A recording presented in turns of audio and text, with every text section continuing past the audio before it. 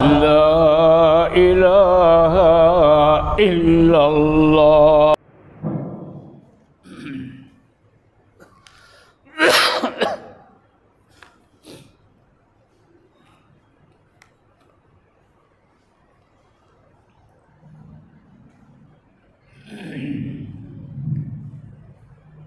الحمد لله رب العالمين، والصلاة والسلام على سيدنا محمد وعلى آله وأصحابه أجمعين.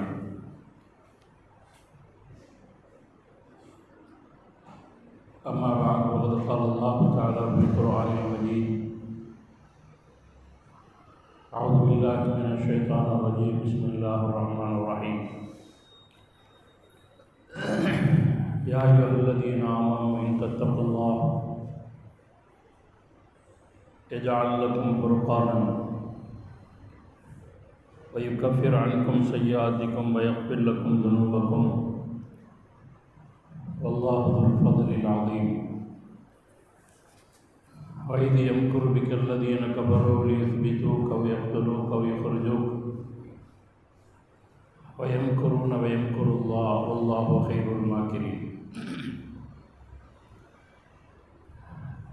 அளவில் அருளும் நிகரில் அன்பும் கொண்ட ஒப்பற்ற இறைவனுக்கு ஒப்பில்லா புகழனைக்கும் ஸலாத்தும் ஸலாமும் சகையும் கண்ணியமும் பொருந்திய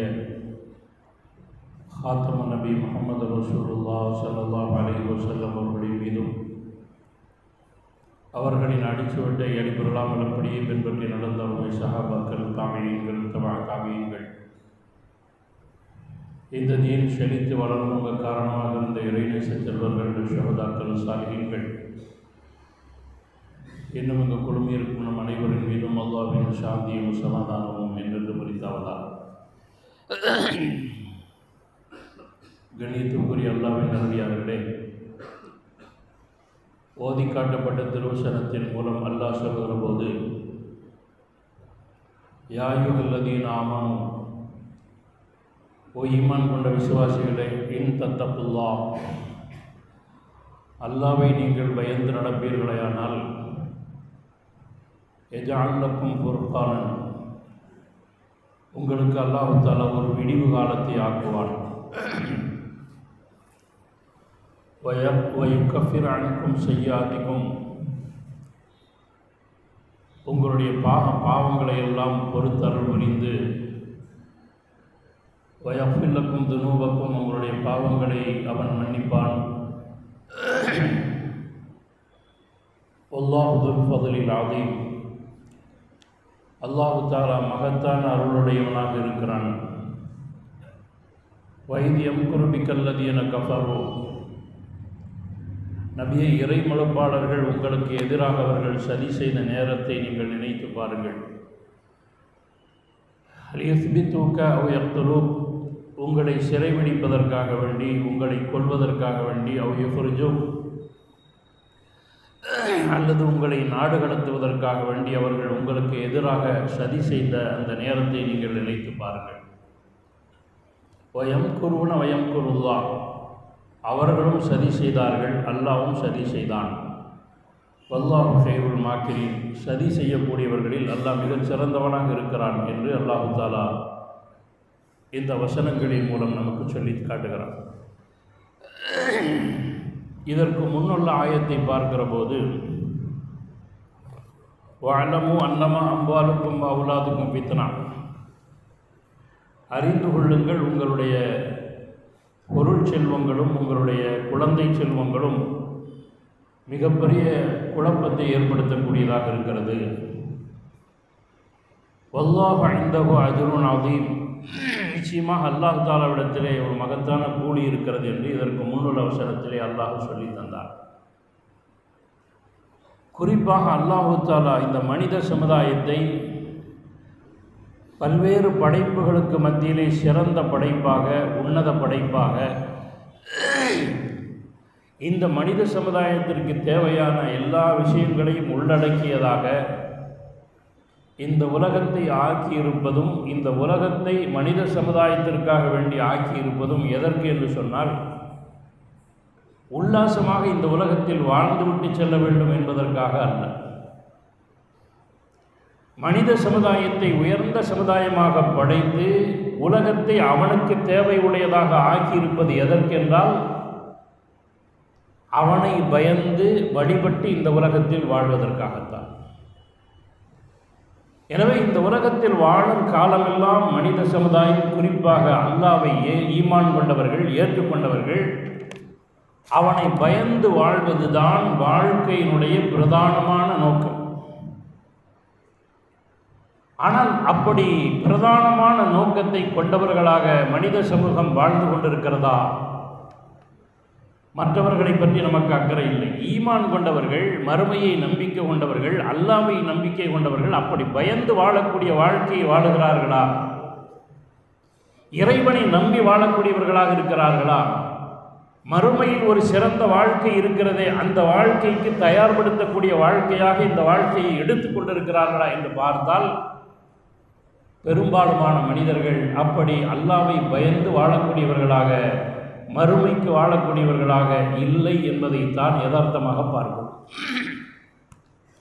அல்லாஹ்வுடைய விஷயத்தை விட்டும், அல்லாஹ்வுக்கு பயந்து வாழுவதை விட்டும், அவனுக்கு கட்டுப்பட்டு வாழுவதை விட்டும் மறக்கக்கூடிய ஏராளமான விஷயங்கள் இந்த உலகத்திலே வனப்பாக, செழிப்பாக, கண்குளிர்ச்சியாக படைக்கப்பட்டிருக்கிறது.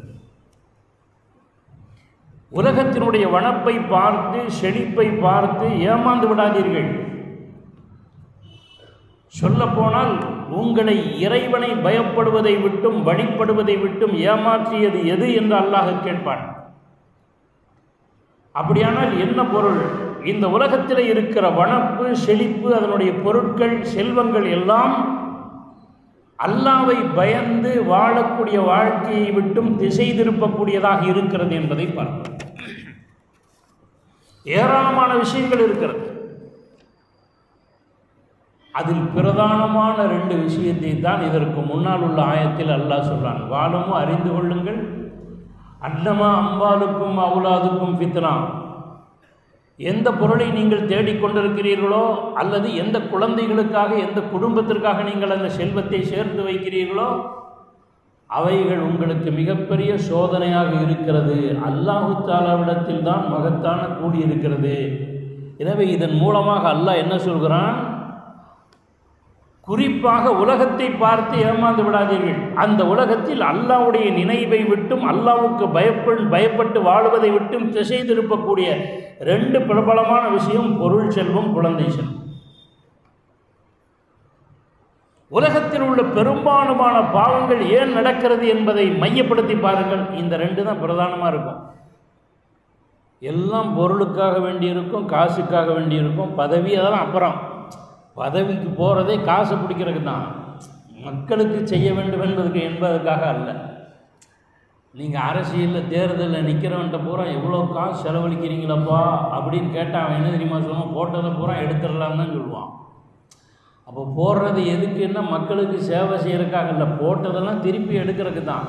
இப்போ அரசியலுக்கு வருவதே பொருளாதார நோக்கம்தான். குறிப்பாக அல்லாஹ்வை பயப்படக்கூடிய மக்களுக்கே இது இருப்பதில்லை. எனவே அல்லாஹ்வை பயப்படாமல் செய்யக்கூடிய 2 விஷயங்கள், ஒன்று பொருளாதாரம், இன்னொன்று குழந்தை செல்வம் என்று அல்லாஹ் சொல்கிறான். ஏனென்றால் உலகத்தில் நடக்கக்கூடிய பெரும்பாலுமான பாவங்களை பார்க்கிற பொழுது இதுவாகத்தான் இருக்கிறது என்பதை பார்க்கிறோம். பலர் பொருளை சம்பாதிப்பதில் மறுமையை, இறைவனை பயப்படுவதை மறந்து விடுகிறார்கள். ஏன்னா அவன் கண்ணுக்கு முன்னாடி காசு தான் தெரியுது, வேற ஒன்றும் தெரிய மாட்டேங்குது. விளையாட்டாக வேடிக்கையாக ஒன்று சொல்வார்கள். கோயிலுக்கு முன்னாடி 2 பிச்சைக்காரன் உட்காந்துருக்கான். உட்காந்து அம்மா தாயே எனக்கு பிச்சை போடுங்கன்னு தட்டி பார்த்துருக்கான். நிறைஞ்ச பாட்டை காணோம். உடனே அதில் ஒரு பிச்சைக்காரன் நினச்சானம்மா, கடவுளே ஓ சன்னிதானத்துக்கு வெளியே வந்து உட்காந்துருக்கேன், அவன் கடவுள் உள்ளே வாங்க கூப்பிட்றான், இவன் வெளியே உட்காந்துருக்கான். எதுக்கு? பொருளுக்காக வேண்டித்தான். கடவுளை ஒன்று கும்புறதா இருந்தால் உள்ளுக்குள்ளேயில் போகணும், வெளியே எதுக்கு நிற்கிற நீ? அப்படின்னா காசு தான் முக்கியம் நினச்சானா, இந்த தட்டு நிறைய காசை நீ கொடுத்தீன்னா உனக்கு பாதியை கொடுத்துறேன்னு நீயத்து பண்ண உடனே எல்லா பேரும் வரிசையாக காசு போட்டுக்கிட்டே போகிறான். தட்டு நிறைஞ்சிச்சு. தட்டு காலியாக இருக்கும்போது இவனுடைய நினைப்பு என்ன, நிறைய பொருளை நீ கொடுத்தீன்னா அவன் தான் கொடுக்குறான்னு தெரியுது, நீ கொடுத்தீன்னா உனக்கு பாதியை கொடுத்துறேன் நியத்து பண்ணான். தட்டு நிறைஞ்ச உடனே காசை பார்த்த உடனே கடவுள் மறந்து போயிட்டான்.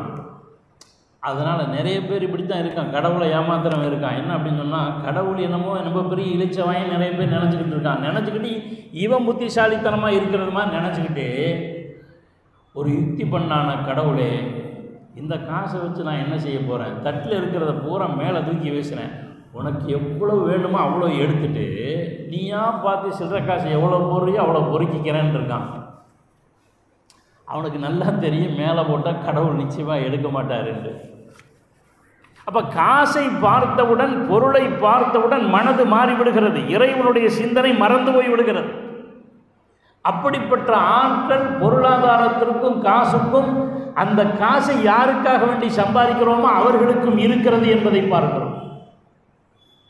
காசை பார்த்தவுடன், பொருளை பார்த்தவுடன் பாசம் பறந்து போய் விடுகிறது, இரக்கம் பறந்து போய் விடுகிறது, எல்லாமே மறந்து போய் விடுகிறது. நாம் யோசித்து பார்க்க கடமைப்பட்டிருக்கிறோம். இன்னொரு கதை கூட எங்கள் அஜித்து சொல்லுவாங்க, என்ன அப்படின்னா, ஒரு ஆள் ஹார்ட் பேஷண்ட்டு ஆஸ்பத்திரியில் அட்மிட் ஆகியிருந்தாராம். அவன் லாட்ரி டிக்கெட்டு வாங்கிட்டு ஹார்ட் அட்டாக் வந்திருக்குது. அவனுக்கு பார்த்து 5 கோடி விழுந்திருக்கு. அப்போ சொன்னாங்களாமா, இவன்கிட்ட லாட்ரி டிக்கெட்டு 5 கோடி விழுந்துச்சுன்னு சொன்னீங்கன்னா சந்தோஷத்தை அப்படியே போய் சேர்ந்துருவான். அதனால் மொல்ல பக்குவமாக சொல்லுங்கன்னு டாக்டர் சொல்லியிருக்காரு. எங்களுக்கெல்லாம் பக்குவமாக சொல்ல தெரியாது டாக்டர், நீங்களே சொல்லிடுங்க அப்படின்னு சொன்னோன்னா, டாக்டர் நம்ம விவரமான ஆள் மாதிரி, ஏப்பா லாட்ரி டிக்கெட் வாங்கினியா? அவன் ஆமாங்க, நமக்கெல்லாம் எங்கெங்கே விழுது, சனியை முடித்த தலையெழுத்து தான் கடவுள் நமக்கு எழுதியிருக்கான். இல்லைப்பா, உனக்கு லாட்ரியில் வாங்கியிருக்க, அதில் 1 லட்சம் விழுந்தால் என்ன பண்ணுவேன்? 1 லட்சம் விழுந்தால் என்ன கடனை கொடுப்பேன், 2 லட்சம் விழுந்தால் என்ன, இப்படி ஏற்றிக்கிட்டே போகிறாரு. அவனும் ஒவ்வொன்றா சொல்லிக்கிட்டே இருக்கான். திடீர்னு 5 கோடி விழுந்தால் என்னப்பா பண்ணுவேன்னு கேட்டுருக்காரு. உங்களுக்கு பாதியை கொடுத்துறேன்னு இந்த ஆள் ஹார்ட் அட்டாக் வந்து இறந்து போயிட்டான் அப்படின்னு ஒரு கதை சொல்லுவாங்க. யார்? டாக்டர். இப்போ பக்குவமாக பேசுகிற ஆளுக்கே இவ்வளோ காசு கிடைக்குதுங்கிற ஒன்று மனசு மாறி போய் விடுகிறது இல்லையா? ஏனென்றால் அப்படிப்பட்ட ஆற்றல் பொருளாதாரத்திற்கு உண்டு என்று அல்லாஹ் சொல்கிறான். வஅலமு அன்னமா அம்வாலுக்கும் அவுலாதுக்கும் ஃபித்னா, நிச்சயமாக தெரிந்து கொள்ளுங்கள், பொருளாதாரம், குழந்தை செல்வமும் உங்களை ஏமாற்றக்கூடிய பொருளாக இருக்கிறது, குழப்பத்தை விளைவிக்கக்கூடியதாக இருக்கிறது. இறைவனா பொருளாதாரமா, மறுமையா பொருளாதாரமா, கபுரா பொருளாதாரமா அப்படின்னா இதைத்தான் சொல்கிறோம். நான் சமீபத்திலே ஒரு சில ஆண்டுகளுக்கு முன்னால் படித்த ஒரு செய்தி, ஒரு பத்திரிகையில் படித்தேன். ஒரு மிகப்பெரிய ஒரு விமான விபத்து, ஆள் நடமாட்டம் இல்லாத பகுதியில், மலைப்பாங்கான இடத்தில், மனிதர்கள் நடமாட்டம் இல்லாத இடத்தில் ஒரு விபத்து, விமானம் வெடித்து மலையில் மோதி கீழே வந்துச்சு. நிறைய பேர் இறந்து போனார்கள். அப்புறம் கேள்விப்பட்டு மீட்பு குழு போய் ஒவ்வொன்றா எடுக்கும்போது ஒரு குழந்தை ஒன்று அப்படியே குற்றுயிராக போராடிட்டு கிடக்க, அந்த குழந்தையை மீட்டு, அந்த குழந்தை சொன்ன வார்த்தை மிகப்பெரிய அதிர்ச்சியாக இருந்தது அவர்களுக்கு. சொல்லுச்சான், நீங்கள் இப்போ 2 நாள் கழித்து தான் வர்றீங்க, விமான விபத்து நடைபெற்று 1 நாள்லேயே ஒருத்தன் வந்தவுடனே எனக்கு ரொம்ப சந்தோஷமாக இருந்துச்சு. நம்ம குற்றுயிராக கிடக்கிறோம், காப்பாற்ற போகிறான் அப்படின்னு. அவன் கை என் பக்கத்தில் வந்துச்சு. சரி, நம்மளை தான் காப்பாற்ற போகிறான்னு நினச்சேன். ஆனால் என் கழுத்தில் கிடக்கிற தங்கச்சங்கிலியை பிடிக்கிட்டு அவன் பாட்டுக்கு போயிட்டான். ஒரு குழந்தை இடிபாடுகட்டுக்கு மத்தியிலே குற்றுயிராக கிடக்கிறதே காப்பாற்ற வேண்டும் என்கிற எண்ணம் வருவதில்லை. இப்போ எதுக்குன்னா, பொருளாதாரத்தை பார்த்த உடனே, தங்க காசை பார்த்த உடனே, தங்கச்சங்கிலியை பார்த்த உடனே இரக்கம் பறந்து போய் விடுகிறது. உலகத்தினுடைய யதார்த்தம் அப்படித்தான் இருக்கிறது என்பதை பார்க்கிறோம். குஜராத்தில் ஒரு மிகப்பெரிய பூகம்பம் வந்துச்சா, நீங்கள்லாம் கேள்விப்பட்டிருப்பீங்க. அப்படியே எல்லாரும் உள்ளே போனாங்க. எந்த அளவுக்கு அந்த பூகம்பம் நிலைமையை மாற்றி போட்டது. இப்போவும் வயநாட்டில் அப்படி தான் 11 வீடு கட்டி ஒரு ஆள் வாடகைக்கு வாங்கி ஜம்முன்னு சாப்பிட்டுட்டு இருந்திருக்காரு. டப்புன்னு உள்ளே போயாச்சு. இப்போ தயிர் சாத பொட்டணம் கிடைக்காதான்னு உட்காந்துருக்காரு. யாருக்கு எந்த நிலைமை வரும் என்று சொல்ல தெரியாது. அப்படித்தான் நிலைமைகள் ஏற்பட்டு கொண்டிருக்கிறது. அப்போ குஜராத் பூகம்பத்தில் இப்படி போனோன்னா கட்டடத்துக்குள்ளே நிறைய பிணங்கள்லாம் இப்போ வயநாட்டில் சிக்கி இருக்கிற மாதிரி கட்டட இடிபாடுகளுக்கு மத்தியில் நிறைய பிணங்கள். அதில் ஒரு ரிப்போர்ட்டர் சொல்கிறாரு, ஒரு ஆச்சரியமான காரியத்தை நான் பார்த்தேன். என்னென்னா, குஜராத்து பெண்களினுடைய இடிபாடுகளுக்கு மத்தியில் சிக்கியிருக்கு, கை வெளியே தெரிஞ்சிருக்கு. ஆனால் அந்த கையை மட்டும் இதுவரைக்கும் எவனோ வெட்டி நிறைய பெண்களினுடைய கைகள் வெட்டப்பட்டதை போல இருக்கிறது. இடிபாடுகளுக்கு மத்தியிலே சிக்கி சிதைந்து போவது என்பது வேறு. ஏன்பா இது சிக்கன போனத்தில் கையை வெட்டி எடுக்கிறானுங்களே, என்ன காரணம் அப்படின்னு பார்த்தா, அவர் ஒரு அதிர்ச்சியான ரிப்போர்ட்டை சொன்னார். என்னென்னா, குஜராத்து பெண்கள்னால் கை நிறைய தங்க வளையல் போட்டிருப்பாங்களாம். அந்த நேரத்திலையும் கூட அந்த இடிபாடுகளுக்கு மத்தியிலே சிக்கி இருக்கிற அந்த பிணங்களை எடுத்து காப்பாற்ற வேண்டும் என்கிற எண்ணம் வருவதில்லை. அவனுக்கு கண்ணில் பொருளாதாரத்தை பார்த்த உடனே அப்படியே இறைவன் மறந்து போய்விடுகிறான், உலகத்தினுடைய இயல்புகள் மறந்து போய்விடுகிறது. அப்படிப்பட்ட ஒரு ஆற்றல் இந்த பொருளாதாரத்திற்கும் குழந்தை செல்வத்திற்கும் இருக்கிறது என்று அல்லாஹ் சொல்கிறான். எனவே இந்த விஷயங்களில் நீங்கள் மயங்கி போய் என்னை பயப்படுவதை விட்டும் உலகத்தின் பக்கம் திரும்பி விடாதீர்கள் என்று அல்லாஹ் சொல்கிறார். ஏன் அல்லாஹ் வேறொரு ஆயத்தில், யா அய்யுஹல்லதீன ஆமனு, ஓ ஈமான் கொண்ட விசுவாசிகளே, தான் லா துல்ஹிக்கும் அம்வாலுக்கும் வலா அவுலாதுக்கும் அன் திக்ரில்லாஹ், குழந்தை செல்வமும் பொருள் செல்வமும் அல்லாஹ்வுடைய நினைவை விட்டும் உங்களை ஏமாற்றி விட வேண்டாம்.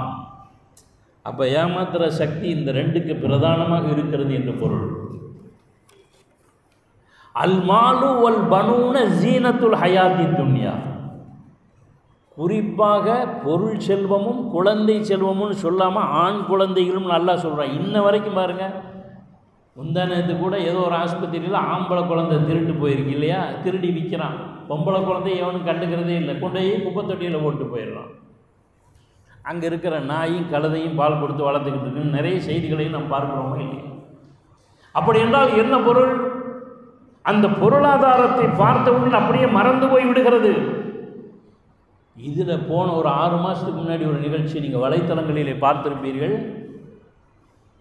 அத்தா இறந்து போய் ஜனாசாவை அடக்கியாச்சு, சொத்து பத்திரத்தில் கையெழுத்து வாங்கணும். அத்தா கையெழுத்து இருந்தால் தான் ஏதாவது செய்ய முடியும்னு எவனோ சொல்லியிருக்கான் வக்கீல். மறுநாள் போய் கபிரிஸ்தானில் யாரும் இல்லாத நேரத்தில் கபரை தோண்டி அந்த ஜனாசா கையில், அவங்க அத்தா கையில், அத்தா இறந்து போயிருக்காரே, கொஞ்சமாவது அந்த மனிதாபிமானம் இருக்கிறதா? அதான் சொல்கிறேன், பொருளாதாரத்தை பார்த்தவுடன் அத்தனையும் மறந்து போய்விடுகிறது. என்னென்ன பாவங்கள் இருக்கிறதோ அத்தனை பாவத்தையும் செய்யக்கூடிய ஒரு மனப்பான்மையை உண்டாக்கக்கூடிய சக்தி இந்த 2 பொருளுக்கு இருக்கிறது. ரேகையை வாங்க இப்படி வச்சுருக்கான், அத்தா கையை எடுத்து இப்படி ரேகை வாங்க வச்சோன்னா அங்கே அவனுக்கு மரணம் வந்து அந்த அத்தா ஜனாசா மேலேயே விழுந்து அவனும் செத்து போயிட்டான். கொஞ்சமாவது நினைத்து பார்த்திருந்தால் நமக்கு மரணம் வருமே. இப்படி அநியாயமாக ஈவு இரக்கம் இல்லாத நேரத்தில் பிணத்தை தோண்டி இப்படிப்பட்ட ஈனத்தனமான காரியத்தை செய்கிறோமே அப்படின்னு அவனுக்கு மனசு வர்றதில்லை. ஏன்னா பொருளாதாரத்தை பார்த்தவுடன் அப்படியே சூழ்நிலைகள் மறந்து போய்விடுகிறது. குறிப்பாக இறைவனினுடைய பயம் சுத்தமாக அந்த இடத்திலே வருவதில்லை. இன்னும் சிலர் நேர்மையாக இருப்பான், என்ன எதிரி வந்தாலும் பார்க்கலாம்டா, நான் எழுதுறது தான் தீர்ப்பு அப்படின்னு சொல்லுவான். பல நீதிபதிகளை பார்த்துருக்கிறோம், பல காவல் அதிகாரிகளை பார்த்துருக்கிறோம், ரொம்ப ஸ்ட்ரிக்டாக இருப்பான். உண்மைக்கு புறம்பாக நேர்மைக்கு புறம்பாக நடக்க மாட்டார்கள். என்ன செய்வான் தெரியுமா? குழந்தையை கலட்டி கொண்டு போய் வச்சுக்குவான். நாளைக்கு 12 மணிக்கு தீர்ப்பு எழுதும்போது இப்படித்தான் எழுதணும், இல்லை உன் பிள்ளைய பார்த்தியா மைக்கில் பேசினா அவன் அழுகிற காட்சி பார்த்தவொன்னே அப்படியே மனசு மாறிடும். குழந்தை செல்வத்திற்கு அந்த ஆற்றல் உண்டு. நேர்மையாக நடக்கக்கூடியவர்களையும் உண்மையாக நடக்கக்கூடியவர்களையும் கூட நேர்மைக்கு புறம்பாக உண்மைக்கு புறம்பாக செயல்படுத்தக்கூடிய ஆற்றல் குழந்தை செல்வத்துக்கு வந்து. அவன் நேர்மையான ஆள் தான். கடத்தி கொண்டு போய் கழுத்தில் கத்தியை வச்சு மகன் கத்தும்போது, குழந்தை கத்தும்போது, சரி செஞ்சாதான் என்ன அப்படிங்கிற மாதிரி எண்ணம் வந்துடுதா இல்லையா? எனவே இப்படிப்பட்ட தன்மை பொருளாதாரத்திற்கும் இதற்கு பின்னால் உள்ள இதற்கும் இருக்கிறது என்பதற்காகத்தான் அடுத்து வர்ற இந்த ஆயத்தில் அல்லாஹ் சொல்றான், பொருளாதாரமும் குழந்தை செல்வமும் அல்லாஹ்வுடைய பயத்தை விட்டும் அல்லாஹ்வுடைய நினைவை விட்டும் திருப்பக்கூடிய ஆற்றல் படைத்தவை. அதில் மதிமயங்கி போயிடாம எனக்கு பயப்படுங்க அல்லாஹ் சொல்றான். யா அய்யுஹல்லதீன ஆமனு, ஓ ஈமான் கொண்ட விசுவாசிகளே, இன் தத்தகுல்லாஹ், அல்லாஹ்வை நீங்கள் பயந்தால் யஜஅல் லக்கும் ஃபுர்கானன். இந்த ஆயத்திற்கு நிறைய விளக்கத்தை சொல்கிறார்கள். குறிப்பாக அறிஞர் பெருமக்கள் சொல்லுகிற போது யஜஅல் லக்கும் ஃபுர்கானன் அப்படி சொன்ன விடிவு காலம் என்று சில அறிஞர் பெருமக்கள், இப்னு அப்பாஸ் ரலியல்லாஹு தஆலா சொல்றாங்க. இன்னும் சிலர் சொல்லுகிற பொழுது விரிவான அர்த்தம். விடிவு காலம்னா என்ன அர்த்தம்? இம்மையிலும் விடிவு காலம், மறுமையிலும் விடிவு காலம். அல்லாஹ்வை எப்படி நீங்கள் பயப்பட வேண்டுமா? வேறொரு ஆயத்தில் அல்லாஹ் சொல்றான், யா அய்யுஹல்லதீன ஆமனூ, ஓ ஈமான் கொண்ட விசுவாசிகளே, இத்தகுல்லாஹ ஹக்க துகாத்தி, அல்லாஹ்வை எப்படி பயப்பட வேண்டுமோ அப்படி பயப்படுங்க. பூச்சாண்டிக்கு பயப்படுற மாதிரி, சிங்கம் முடிக்கு பயப்படுற மாதிரின்னு அர்த்தம் இல்லை இங்கே. அல்லாஹ்வை எப்படி பயப்பட வேண்டுமோ அப்படி பயப்படுங்கள். வலா தமூத்துன்ன இல்லா வ அன்தும் முஸ்லிமூன், நிச்சயமாக இந்த உலகத்தில் வாழுகின்ற காலமெல்லாம் முஸ்லீமாக வாழ்வது பெரிதல்ல, மரணிக்கின்ற கொண்டு முஸ்லீமாக அன்றி மரணிக்க வேண்டாம் என்று அல்லாஹ் சொல்கிறான். இந்த ஆயத்தை நல்லா கவனிங்க. இன் தத்தகுல்லா, நீங்கள் பயந்தால் அப்படின்னு பொதுவாக சொல்லலை அல்லாஹ். பொதுவாக சில இடங்களில் சொல்லியிருக்கேன், ரொம்ப கம்மி. யா அய்யுஹன்னாஸ் இத்தகு ரப்பக்கும், இன்னொரு ஆயத்தில் அல்லாஹ் சொல்லுகிறது யா அய்யுஹன்னாஸ் இத்தகுல்லாஹ, அல்லாஹ்வை பயப்படுங்கள், ரப்பக்கும் வாஹித், உங்களுடைய ரப்பாகிய அல்லாஹ்வை பயப்படுங்கள். யா அய்யுஹன்னாஸ் ஒரு ஆயத்தில் சொல்கிறான். பெரும்பாலும் அது கம்மியாக தான் இருக்கும். பெரும்பாலும் தக்குவா வர்றது பூரா ஈமான் கொண்டவர்களை சம்பந்தப்படுத்தி தான் வரும். அப்படின்னா என்ன அர்த்தம்? ஓ ஈமான் கொண்ட விசுவாசிகளே, நீங்கள் அல்லாஹ்வை பயப்படுங்கள். சொல்லப்போனால் அல்லாஹ்வை பயப்படுவது என்பது, அந்த பயப்படுகிற தன்மையை உங்களுக்கு அல்லாஹ் கொடுத்திருப்பது என்பது, உலகத்தில் உங்களுக்கு கொடுக்கப்பட்டிருக்கிற நியாமத்துகளிலெல்லாம் அருட்கொடைகளிலெல்லாம் மிகச்சிறந்த அருட்கொடை அப்படின்னு ஸல்லல்லாஹு அலைஹி வஸல்லம் சொல்கிறாங்க.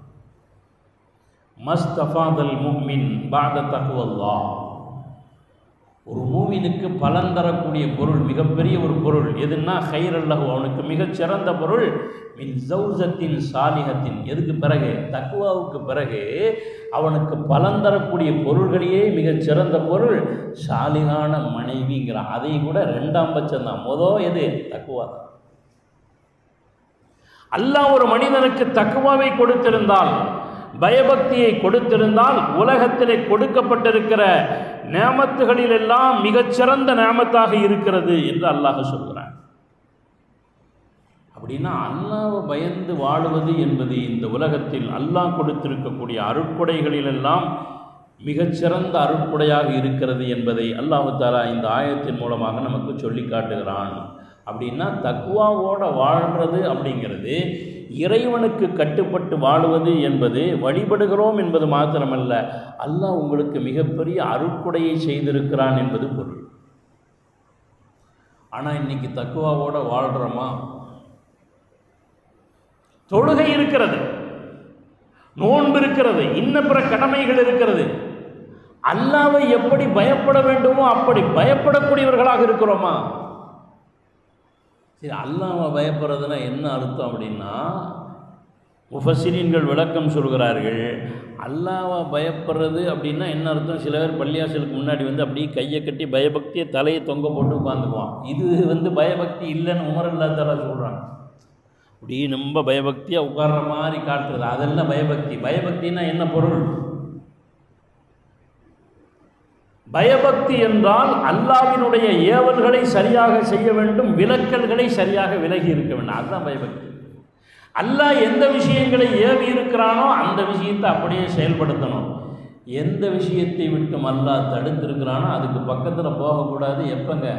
பள்ளியாசலில் மட்டும் இல்லை, ரம்ஜான் மாதத்தில் மட்டும், அல்லது ஐயப்பா சாமி பார்த்தீங்கன்னா அந்த ட்ரெஸ்ஸை கழட்டி கோயிலுக்கு போயிட்டு வர்ற வரைக்கும் கெட்ட வார்த்தை பேச மாட்டான். அதுக்கு பின்னாடி தொழில் பார்த்துக்க, கெட்ட வார்த்தை வந்துடும், சாமி மாலை போட்டிருக்கம்மா, அது மாதிரி எஹராம் கட்டினவனு சொல்கிறான் ஹாஜியாக இருக்கிறதுனால அப்படிம்மா. நான் பழைய ஹாஜியாராக இல்லைன்னு வச்சுக்கோ அப்படிம்மா. அப்படின்னா என்ன அர்த்தம்? அந்த ட்ரெஸ்ஸு தான் அவனை தடுத்து வச்சுருக்கு. ரமலான் மாதம்தான் தடுத்து வச்சுருக்கு. அஜரத்து உட்கார்ந்துருக்காரு இல்லை, அப்புறம் நடக்கிறதே வேறம்மா, அவர் உட்கார்ந்துருக்கிறதுனால தான். இப்போ இப்படித்தான் நாம் சொல்கிறோமே தவிர, யாரும் இல்லாத நேரத்தில் அல்லாஹ்வை பயப்படுவதுதான் மிகப்பெரிய பயபக்தி என்று அல்லாஹ் சொல்லுவார். யாரும் இல்லாத நேரத்தில் அல்லாஹ்வை பயப்பட வேண்டும். சிலர் பார்த்தீங்கன்னா பள்ளியாசில் நல்லா இதாக இருப்பான், அவரை பற்றி சொல்லுவாங்க, இவனா முடாக்குடியனாச்சே, விட்ட பாட்டில் வாயிலேருந்து எடுக்க மாட்டானே. அவர்கிட்ட போய் கேட்டால், நான் பள்ளியாசலுக்கு வரும்போதெல்லாம் தண்ணி போடுறது இல்லைங்க, வீட்டில் இருக்கும்போது தான் போடுறது அப்படிமா. இப்போ வீட்டில் அல்ல இல்லையா? பள்ளியாசலில் மட்டும்தான் இவர் பயப்படுவார், மற்ற இடத்துல பயப்பட மாட்டார். அது அல்ல பயபக்தி என்றால். ஏவல்களில் சரியாக இருக்க வேண்டும், விலக்கல்களில் சரியாக இருக்க வேண்டும். அறிஞர் பெருமக்கள், இறைநேச பெருமக்கள் சொல்கிற பொழுது என்ன சொல்கிறார்கள்? குறிப்பாக நீ தக்குவாவுடைய ஆளுன்னு எப்போ தெரியுமா தெரியும்? தொழுகிறதுனால, நோன்பு வைக்கிறதுனால தக்குவா தெரியாது. நம்ம பேர் அதுதான் தக்குவா நினச்சிட்டு இருக்கான். இல்லை, பாவத்தினுடைய விஷயத்தில் நீ எப்படி இருக்க? வட்டி வாங்காமல் இருக்கிறாயா? நெருக்கடியான நேரத்தில் பாவத்தின் பக்கம் போகாமல் இருக்கிறாயா? உனக்கு சந்தர்ப்பம் கிடைக்கிற பொழுது அல்லாஹ்வுடைய நினைவு வருகிறதா?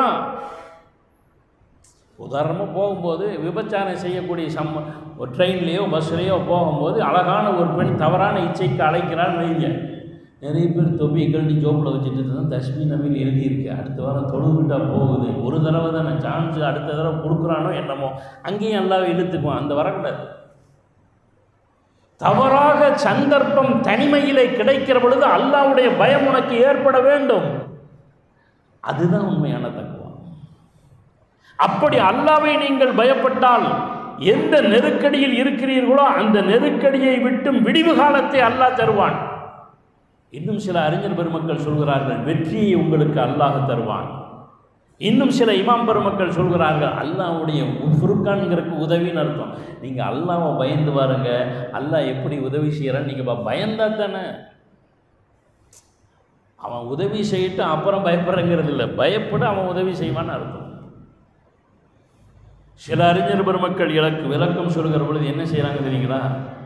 உண்மை எது பொய் எது பிரிக்க முடியாத ஒரு நெருக்கடியான நேரம் வரும்போது அல்லாவா அல்லது உலகம்.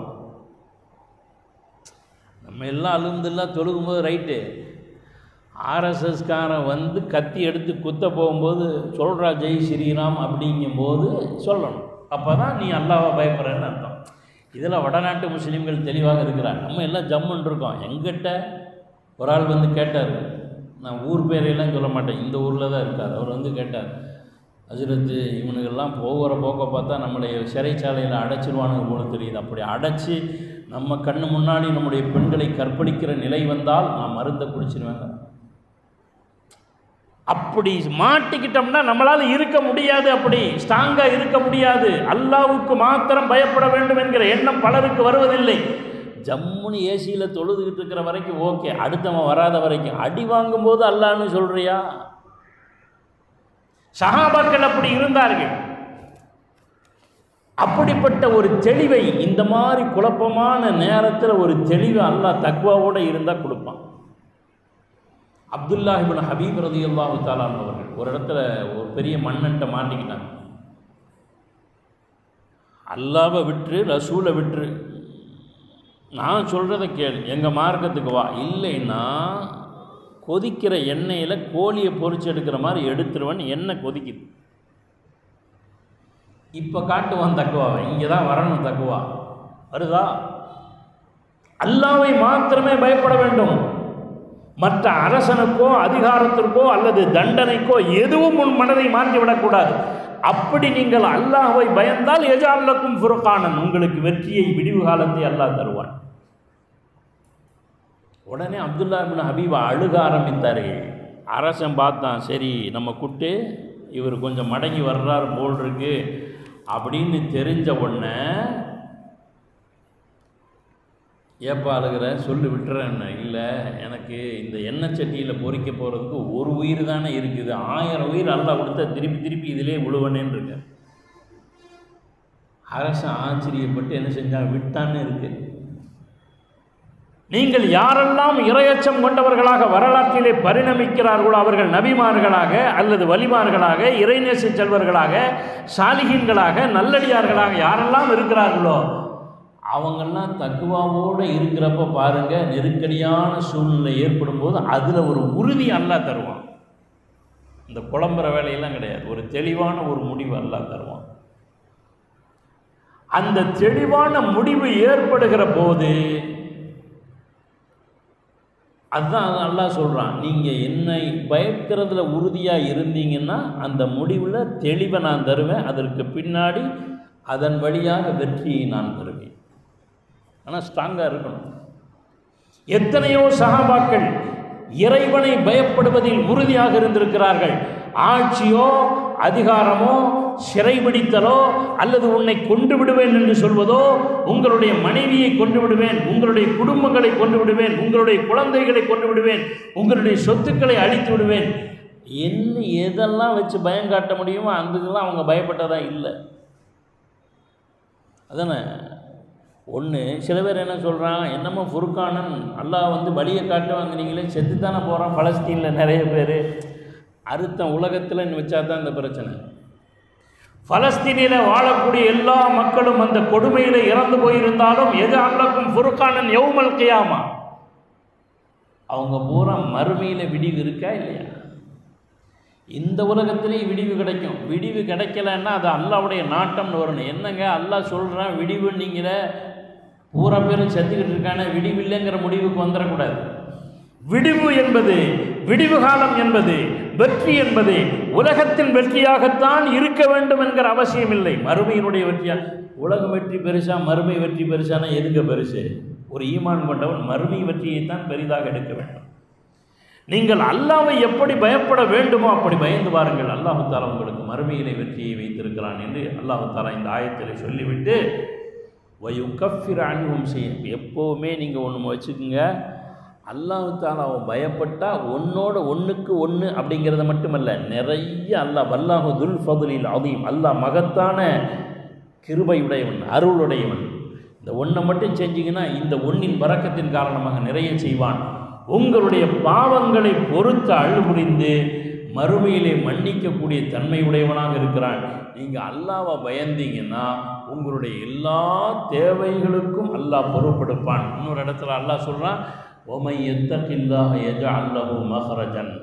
யார் அல்லாஹ்வை பயப்படுகிறார்களோ சிரமத்திலிருந்து எப்படி வெளிவருவது என்கிற அறிவு ஞானத்தை கொடுக்கிறான், அந்த சிரமத்திலிருந்து வெளியே கொண்டு வருகிறான் என்று அல்லாஹ் சொல்கிறான். எனவே முன்னுள்ள ஆயத்தை சொன்ன மாதிரி பொருட்செல்வத்திலும் குழந்தை செல்வத்திலும் இன்ன பிற விஷயங்களிலும் உலகத்தினுடைய நெருக்கடிக்கு பயப்படாமல் அல்லாஹ்வை மாத்திரம் நீங்கள் பயப்பட்டால் உங்களுக்கு இந்த உலகத்திலும் சரி மறு உலகத்திலும் சரி அற்புதமான ஒரு விடிவு காலத்தை, நீங்கள் நினைத்து பார்த்திராத விடிவு காலத்தை அல்லாஹ் வைத்திருக்கிறான் என்று இந்த வசனத்தின் மூலம் நமக்கு சொல்லித் தருகிறான். இன்ஷா அல்லாஹ் அதன்படி அல்லாஹ்வை எந்த நேரத்திலும் பயப்பட்டு வாழக்கூடிய பெருமக்களாக அல்லாஹ் தஆலா நம் அனைவரையும் ஆக்கி அருள் புரிவானாக. வாஹிர் தஅவானா அல்ஹம்துலில்லாஹி ரப்பில் ஆலமீன். அஸ்ஸலாமு அலைக்கும் வரஹ்மத்துல்லாஹி தஆலா வபரகாத்துஹு. அல்ஹம்துலில்லாஹ் அல்ஹம்துலில்லாஹ் அல்ஹம்துலில்லாஹி ரப்பில் ஆலமீன். அல்லாஹும்ம ஸல்லி அலா ஸையிதினா முஹம்மதின் வ அலா ஆலி ஸையிதினா முஹம்மதின் முபாரக் வ ஸல்லிம் அலைஹி. அல்லாஹும்ம ஃபிர் லனா துனூபனா வ ஹதாயானா குல்லஹா யா ரப்பல் ஆலமீன். ربنا آتنا في الدنيا حسنة وفي الآخرة حسنة وقنا عذاب النار. وصلى الله تعالى وسلم على خير خلقه سيدنا محمد وعلى آله وأصحابه أجمعين والحمد لله رب العالمين.